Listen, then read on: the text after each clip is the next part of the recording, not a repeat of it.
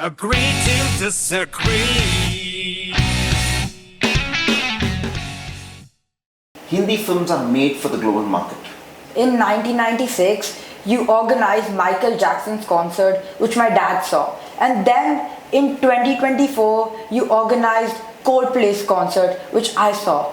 A.R. Rahman, Shankar Ehsaan Loy, Salim Sulaiman, Farhan Akhtar, we would have suffered a massive loss by postponing the event.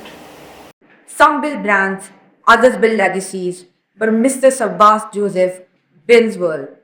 Now I'd like to welcome the unforgettable force behind the spectacle, Mr. Sabbas Joseph. Hi, sir. Thank you for inviting me. Delighted to be here. Yeah, okay.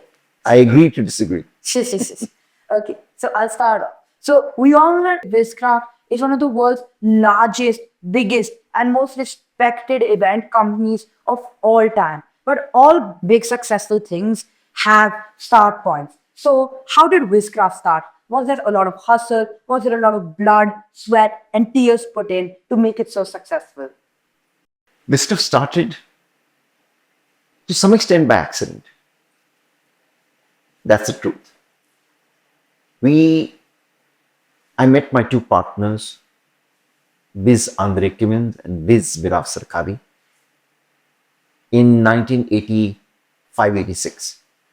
They were about to open a nightclub in Mumbai. It was at the Horizon Hotel and it was called Xanadu.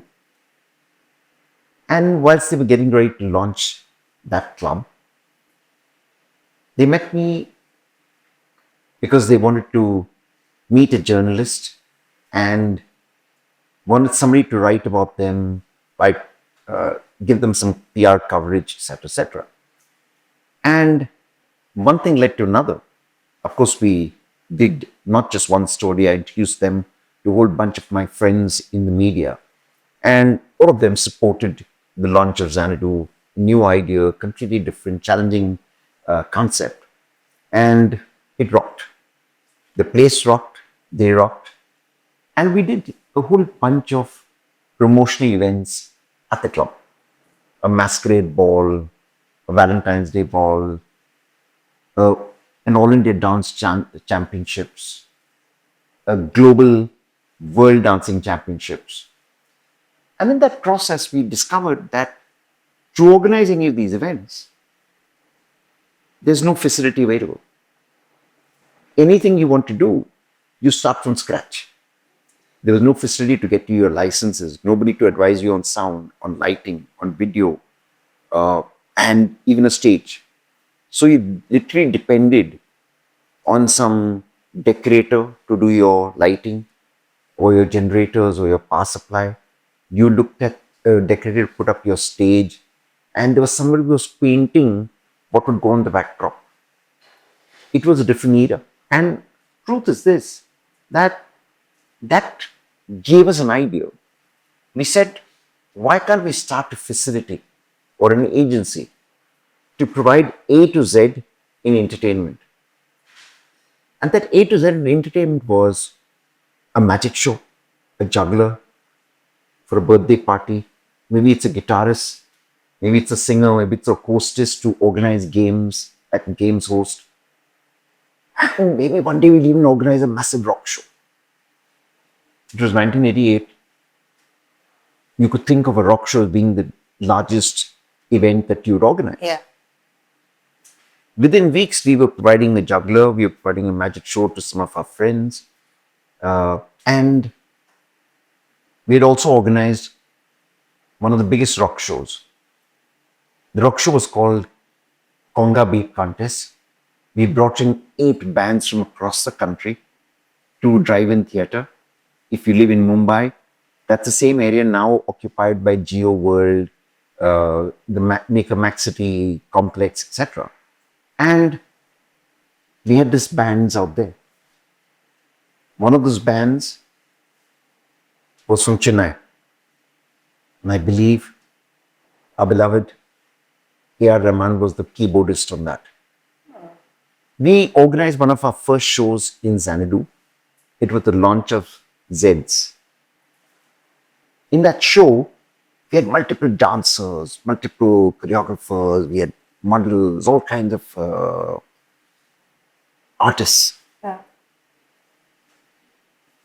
If I look back, some of those dancers who performed that night on our first show ever, one is a person named Ken Ghosh. Ken Ghosh is a famous film director, producer, video film director, bright mind, doing extremely well today. Another is a person named Longinus Fernandez. Longinus Fernandez, we called him Longy in those days, choreographed Jai Ho. Longinus Fernandez today is the judge on Strictly Come Dancing, the American dance reality show. Yeah. He looks after the Bollywood segment. Akbar Sami was one of those dancers. Arshad Varsi, the actor, was one of those dancers. Navid Jaffrey and Ravi Behl, who went on to do Boogie Woogie for more than 30 years, were some of those dancers. Farah Khan, the director, Yeah. dance choreographer, she was one of those dancers. I mean, I can tell you stories and stories about at least 5 others, but each of these have become success stories. And in that process, we too were part of that journey, either spearheading that journey, shepherding that journey, helping that journey, and all of us journey together. That in many ways was the birth of Wizcraft. It was the first ever event management company.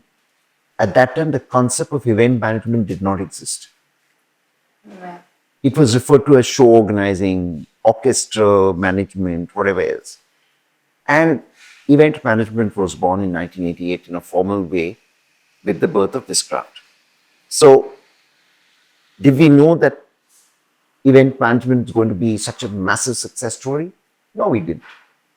We discovered it along the way and stayed focused because the two of them were running a nightclub. I was a very successful journalist. And we gave up our careers, they gave up their business to just, you leave your lifeboats and you sail. Yeah. That's what we did. And we sailed. And it's taken us into all kinds of places, beautiful seas, gorges that we've gone up and down, roller coasters across space. It's been an awesome journey. Yeah.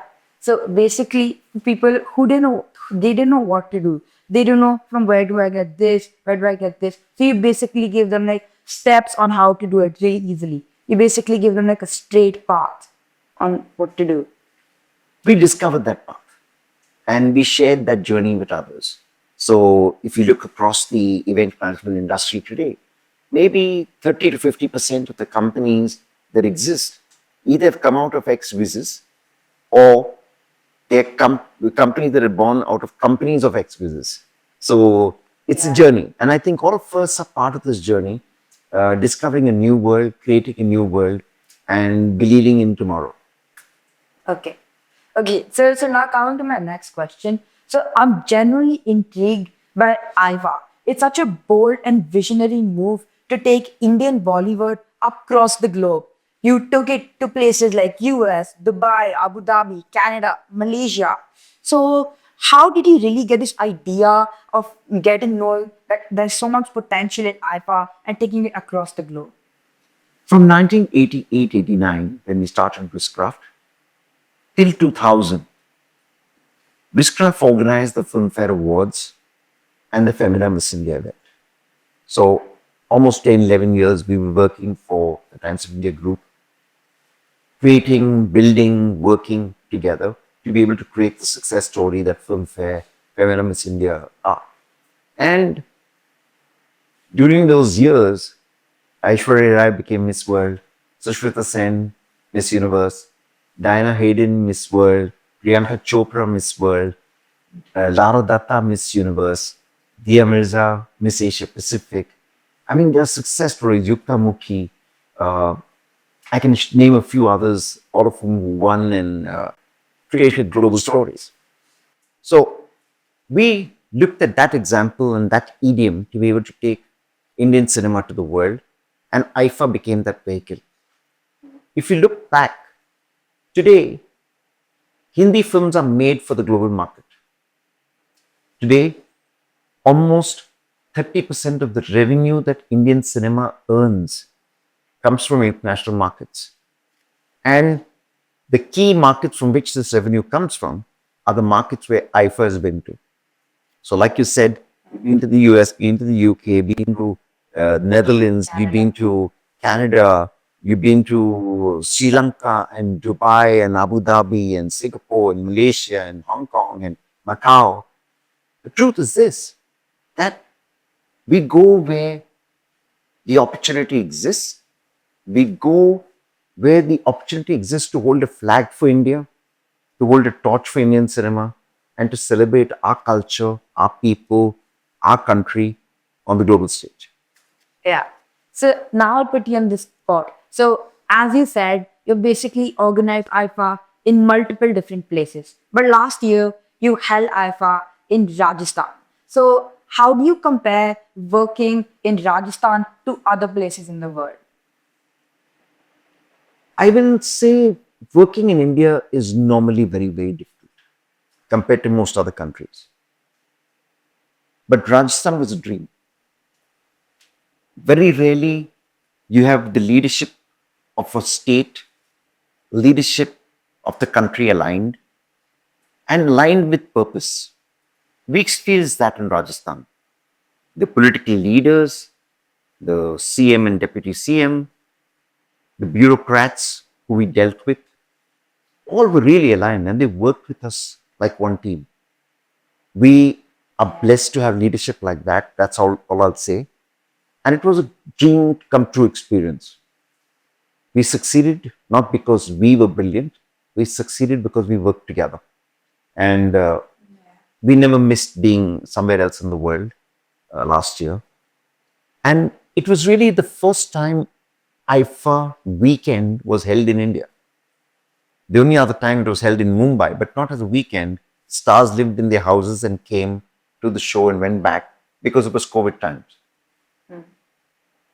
This was a pure IFA experience held in Rajasthan, in Jaipur, and we enjoyed and were thrilled by every second of it. So we're proud to have hosted the 25th IFA in Rajasthan, Jaipur, India, our home.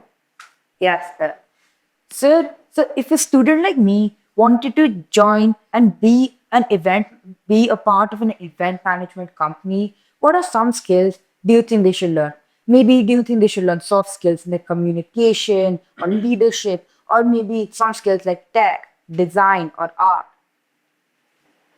I think you require to know tech, design, because if you're not thinking tech, not working through tech, you're not relevant today. So there's nothing that you can do without tech. Creativity, ideation, the future is going to be driven by ideas and technology working together.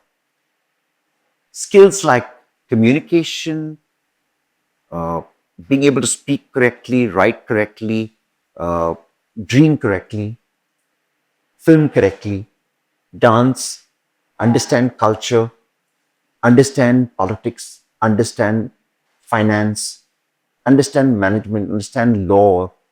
All of that is very important as you run an organization, as you do things that will change the world or bring people together for business. Truth is, in the business of event management, one moment you're working with the worker who's cleaning the carpet. Another, you're working with a carpenter who's putting a nail into the wood. The third moment, you're working with a painter. Fourth, you're working with a film star who's getting his choreography wrong or right. Then you're working with a makeup artist. You're working with the CEO of that company. And once you work with all of them, you're getting ready to receive the Prime Minister. So the one thing I can tell you is you have to be adaptable, flexible, honest, caring, and above all else, extremely humble. Because any moment of pride, any moment of I know it all, and you'll be humbled to the ground. So be there, not just about yourself, it's about teamwork. And the one thing that event management teaches you is the value of others. You are a sum total of what everyone puts together, and that is your success story. Yeah. So, like you said, tech is the next big thing. So, AI basically affected every single job. It's helped some, transformed some, and even wiped out some. How do you think AI is going to affect event management? I think it's going to affect event management dramatically. It's going to make it easier, better. The jobs aren't going away. More jobs are going to be created. More opportunities are going to be created. If you look at how many event managers are there today, I can only triple it in about 5 years. And technology is going to make us more relevant, more viable. COVID kept everyone at home. We enjoyed the best stories, the best pieces of communication and entertainment in our home. And still, COVID got over, and everyone rushed to the concert halls. Concert halls, games, music concerts, live events are drawing huge audiences, huge money, so much so that the Honorable Prime Minister today speaks about the concert economy. So don't diminish the value of live. It's going to become more important because experience is what you can get only live. You cannot experience it just through tech. Tech will help you, tech will drive you, tech will enhance what you can do. And your ideation will be better expressed using technology. Yeah. Sir, I also realized that when I was looking for which college I want to get into, that such less colleges, not even in India but also abroad, offer event management as full-fledged degrees. So, what do you think about it? Do you think that colleges are pretty slow in recognizing the potential of management in the event sector? I think colleges are to blame, the education system is to blame. But having said that, event management is also a career in the new world, and opportunities have emerged very fast. Uh, and the event managers who are the professionals, they are so busy organizing and doing their own work and don't have the time to either document it, put it into books, put it into a teaching program or learning program, and get it into the universities, get it into the schools. But that is changing. We have already created the Wizcraft Management Institute for Media and Entertainment, wherein we are working with the country's Media and Entertainment Skills Council to create the Indian Institute for Creative Skills. So these programs are going to become available on a large scale and at scale across the country. And I do believe that's going to help people get certified, learn more, dive deeper into the subject. And I think the next set of event managers will not just learn on the job, they will have learned a lot and they come to implement it on the job and learn and implement it even better. They will cut short our learning. I mean, it took us probably about 6 years to learn what we did. They will have learned it in 6 months. So you're crunching that entire learning cycle, and that's going to change things quite dramatically. Yeah. In 1996, you organized Michael Jackson's concert, which my dad saw. And then in 2024, you organized Coldplay's concert, which I saw. You have been relevant for almost across two whole generations. How have you managed to not let any other competitor disrupt you? And how have you always been so relevant? In 1996, we organized Michael Jackson. For us too, it was like a huge thing and unbelievable. Whilst organizing it and getting it done, we learned a hell of a lot. Post that, we continued to do various concerts from UB40 to Deep Purple to Pachi Indian to Diana King, etc., etc. And in 2016, we hosted the Global Citizen Festival, where Coldplay, Jay-Z, Demi Lovato, Vamps, and multiple other Indian stars performed. Mr. Bachchan, A.R. Rahman, Shankar Ehsaan Loy, Salim Sulaiman, Farhan Akhtar, Parniti Chopra, Karan Johar, all of them, and many others took the stage in Mumbai. That had an audience of over 80,000 people.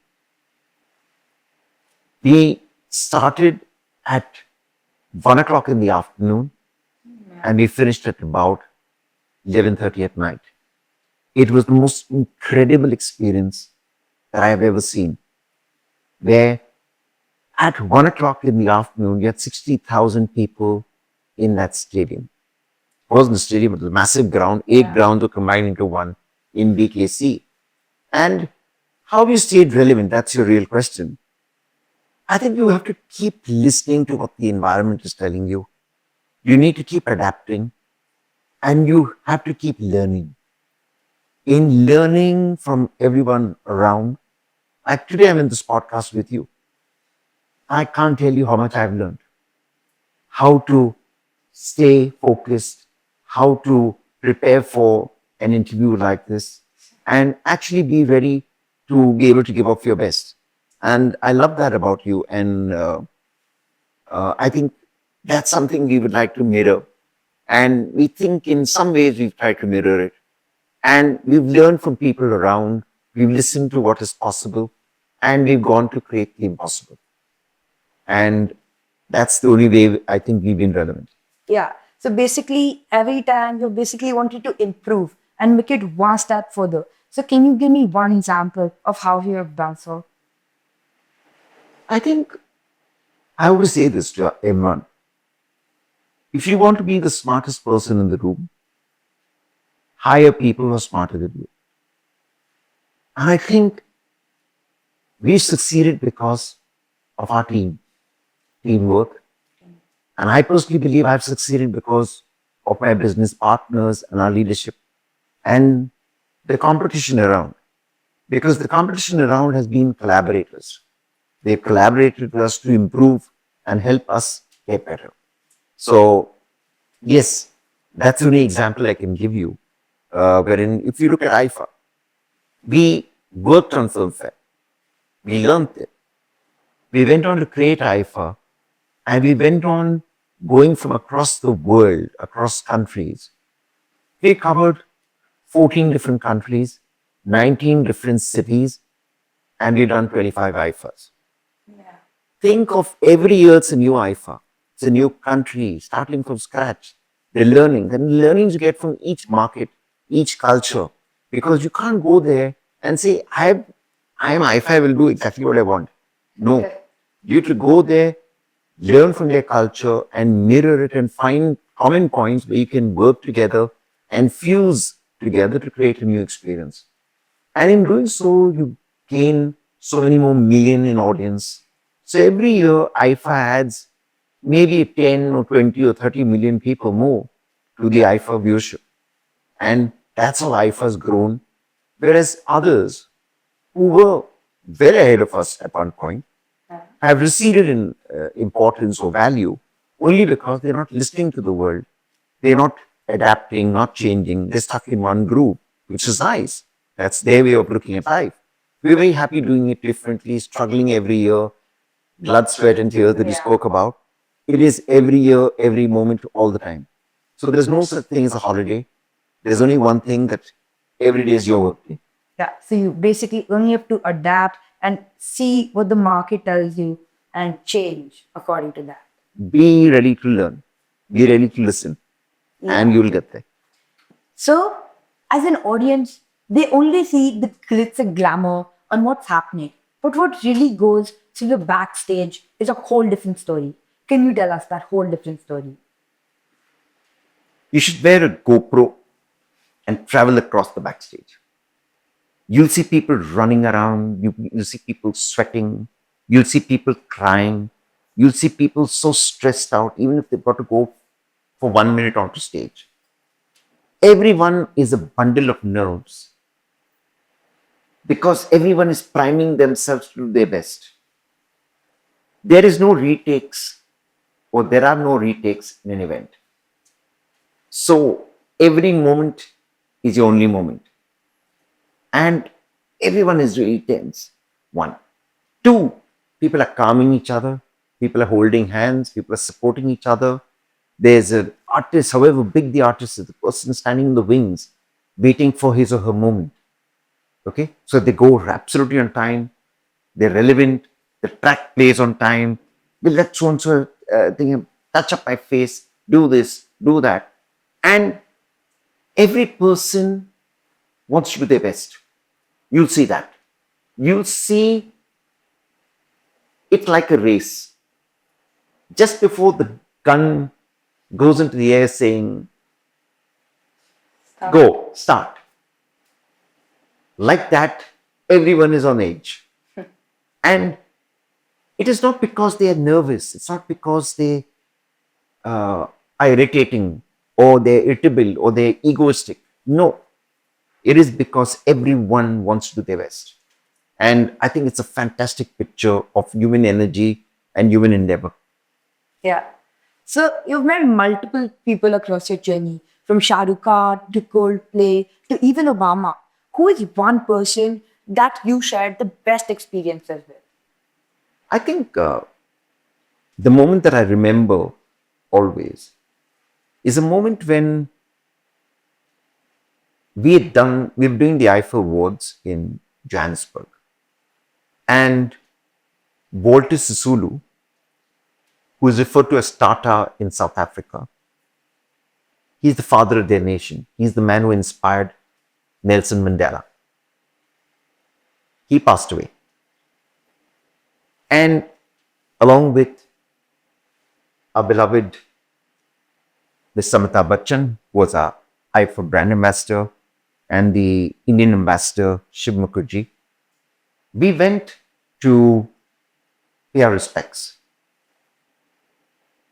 We went through the entire motions, and the person waiting to receive us on the top of the hill at Tata's house, Walter Sisulu's house, was Nelson Mandela, Madiba. And we were so taken aback and humbled by his gesture, waiting for us to receive us. And he received us, and he walked with us, holding our hands to the home of Walter Sisulu. Whilst we paid our respects, he then took us to Mama Sisulu,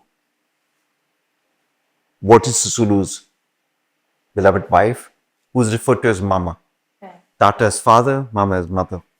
And we paid our respects, spoke, etc., etc.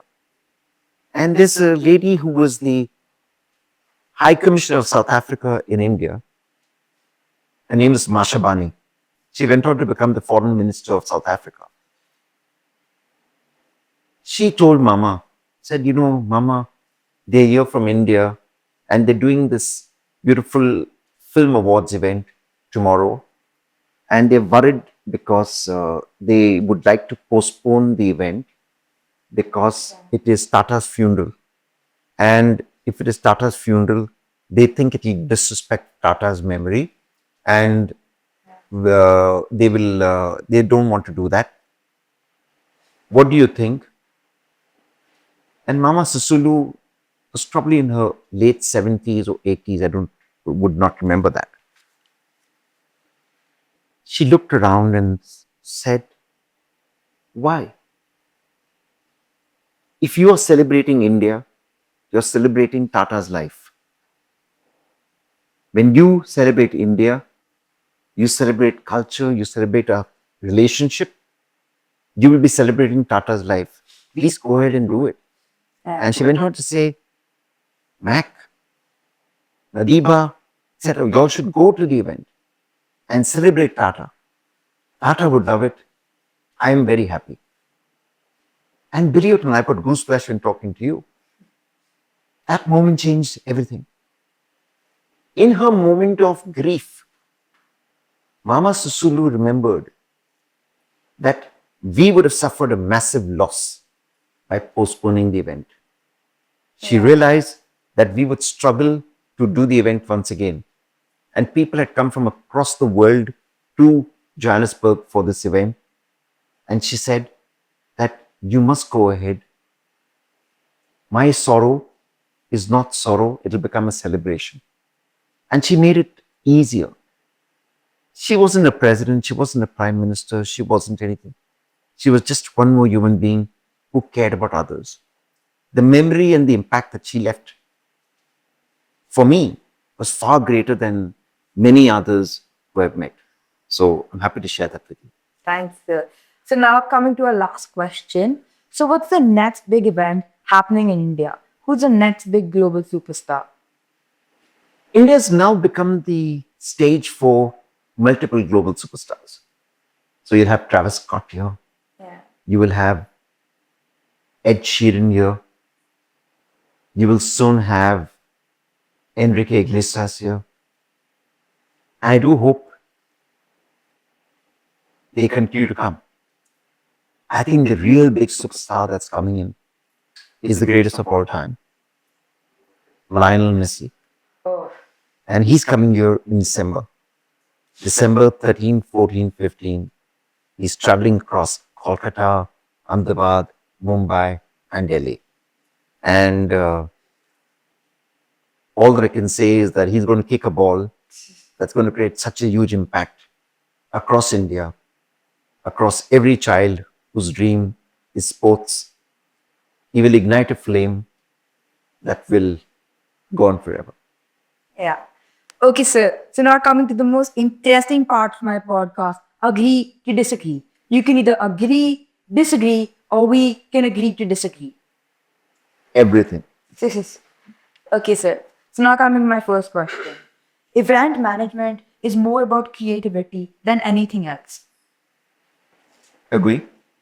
AI will replace human storytelling. Disagree? The best events are always the events that are the biggest ones, not the ones that are the most emotionally connected. Disagree? Emotion is everything. Storytelling is where it begins. And if you don't have a story, you don't have an event. Yeah. But the soft power of India is Bollywood. The soft power of India is our culture, our emotion, and our story that is waiting to be told to the world. Cinema is one way of telling that story. Sports is another. Dance is another. Music is another. And maybe your podcast is another way of telling the world more about India. Yeah. Convincing a superstar to come on time is really hard. Convincing them is easy. Making it happen is the difficult part. Okay, sir. So now this brings us to the end of this spectacular podcast. Thank you so much, sir. Thank you, Vivaan. I think you're awesome. Vivaan rocks. Thank you, sir. Agree or disagree. I agree, and you better agree too. Agree to disagree.